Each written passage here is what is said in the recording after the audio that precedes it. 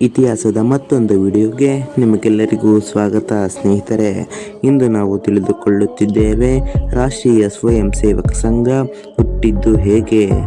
1925ರ ವಿಜಯದಶಮಿಯಂದು ನಾಗ್ಪುರದಲ್ಲಿ ಸ್ಥಾಪನೆಯಾಯಿತು. Doctor Keshava ಬಲಿರಾಮ ಹೆಗಡೆಯವರ್ doctor G ಇದರ ಸ್ಥಾಪಕರು. ಬ್ರಿಟಿಷರ ಆಡಳಿತ ಕಾಲದಲ್ಲಿ ಹಿಂದೂ ಸಮಾಜವನ್ನು ಸಂಘಟಿಸುವುದು ಮತ್ತು ಶಿಸ್ತು ಮೂಡಿಸುವುದು ಇದರ ಮುಖ್ಯ ಉದ್ದೇಶವಾಗಿತ್ತು. 1934ರಲ್ಲಿ ಮಹಾತ್ಮ ಗಾಂಧೀಜಿಯವರು RSS ಶಿಬಿರಕ್ಕೆ ಭೇಟಿ ನೀಡಿದ್ದರು. ಅಲ್ಲಿ ಜಾತಿ ಭೇದವಿಲ್ಲದೆ ಎಲ್ಲರೂ ಒಟ್ಟಿಗೆ ಇರುವುದನ್ನು ನೋಡಿ ಶ್ಲಾಘಿಸಿದ್ದರು. 1962ರ ಭಾರತ ಚೀನಾ ಯುದ್ಧದ ಸಮಯದಲ್ಲಿ RSS ಸ್ವಯಂ ಸೇವಕರು ಗಡಿ ಭದ್ರತೆ ಮತ್ತು ಆಡಳಿತಕ್ಕೆ ನೀಡಿದ ಬೆಂಬಲವನ್ನು ಮೆಚ್ಚಿ ಅಂದಿನ ಪ್ರಧಾನಿ ಜವಾಹರ್ಲಾಲ್ ನೆಹರು ಅವರು 1963ರ ಗಣರಾಜ್ಯೋತ್ಸವ ಪರೇಡ್ನಲ್ಲಿ ಭಾಗವಹಿಸಲು RSS ಸ್ವಯಂ ಸೇವಕರಿಗೆ ಆಹ್ವಾನ ನೀಡಿದ್ದರು. 1947ರ ದೇಶ ವಿಭಜನೆಯ ಸಮಯದಲ್ಲಿ ಪಾಕಿಸ್ತಾನದಿಂದ ಬಂದ ಲಕ್ಷಾಂತರ ನಿರಾಶ್ರಿತರಿಗೆ RSS ಶಿಬಿರಗಳನ್ನು ನಡೆಸಿ ಅನ್ನ ಆಶ್ರಯ ನೀಡಿದ ಇತಿಹಾಸವಿದೆ.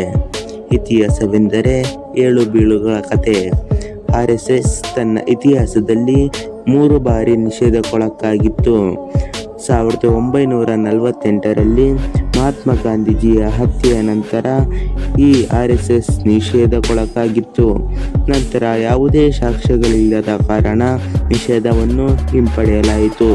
1975ರಲ್ಲಿ ತುರ್ತು ಪರಿಸ್ಥಿತಿಯ ಸಮಯದಲ್ಲಿ ಇಂದಿರಾ ಗಾಂಧಿ ಸರ್ಕಾರದಿಂದ ಈ ಸಂಸ್ಥೆಯು ನಿಷೇಧಕ್ಕೊಳಗಾಗಿತ್ತು ಮತ್ತು 1992ರಲ್ಲಿ ಬಾಬರ ಮಸೀದಿ ಧ್ವಂಸದ ಘಟನೆಯ ನಂತರ ಕೂಡ ಈ RSS ಸಂಸ್ಥೆಯು ನಿಷೇಧಕ್ಕೊಳಗಾಗಿತ್ತು ಎಂದು ತಿಳಿದು ಬರುತ್ತದೆ.